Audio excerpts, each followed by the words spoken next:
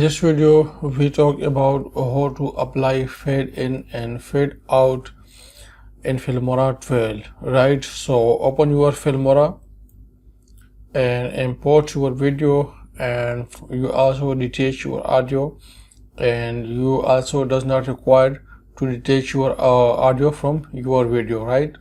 So I detach my audio from my video, and now I used to fade in and fade out in my this audio. So first you double click on your audio, right? After double click, the volume information will be enabled, and from here you see in the audio position the fade in and the fade out. So the fade in, the entering point of the volume, and the fade out, the out point of the volume. So we use the fade in, right? It is the seconds.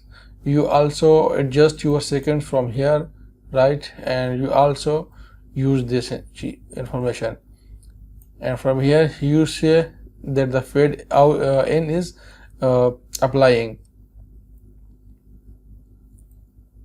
and from here the fade out, you see this area, the fade is applied. From here you fade, your fade in and fade out is applied, and from here you reset it.